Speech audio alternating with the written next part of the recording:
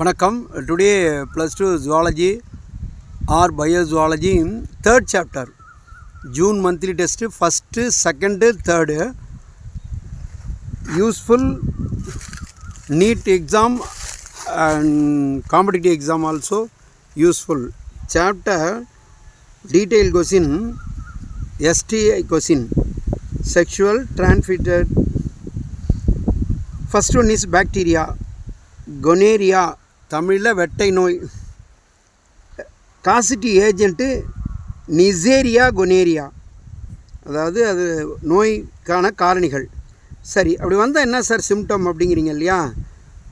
Ureter, rectum, throat, ஃபீமேலில் uterus அதாவது cervix affect ஆகும்.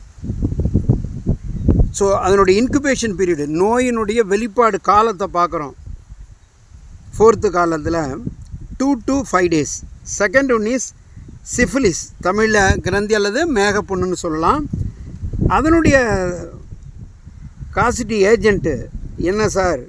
அதனுடைய நோய் பரப்புடைய காரணிகள்னு பார்த்தா ட்ரிபினோமா பாலிடம்.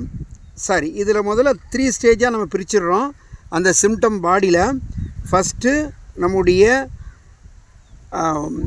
அந்த சர்விக்ஸ் பார்ட்டில் பெயின் இல்லாத சோர்ஸ், வலி இல்லாத புண்கள் பிறப்புறுப்பில்.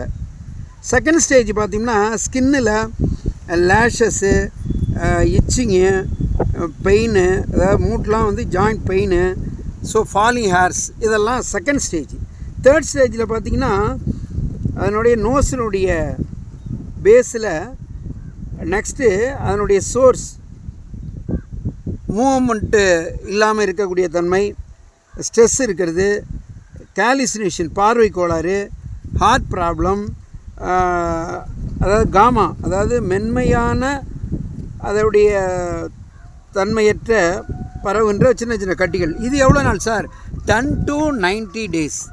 நெக்ஸ்ட்டு நம்ம பார்க்குறது கிளாமிடியாசிஸ். இப்போ அதனுடைய ஏஜென்ட் வந்து கிளாமிடியா ட்ரெக்கோனியா. ஸோ அதனுடைய கண்ணிமை வந்து அரிப்பு ஏற்படும். கிட்னி வந்து அது ரீப்ரொடக்டிவ் பார்ட்டில் அஃபெக்டும், ரெஸ்பிரேட்டரி பார்ட்டு கன்ஜங்டிவா, காலுமனார் எபித்திலியம் வந்து அஃபெக்ட் ஆகிறது. இது 2 to 3 வாரங்கள், அதாவது 2 to 3 weeks அல்லது 6 weeks கூட ஆகலாம். நெக்ஸ்ட்டு வந்து லிப்போ கிரானுலா வெனரம், கிளாமிடியா ட்ரோகோமெடிஸ். இவர் வந்து எப்படின்னா அந்த பர்த் ஆர்கனில் இவரும் அஃபெக்ட் ஆகுவார். அதாவது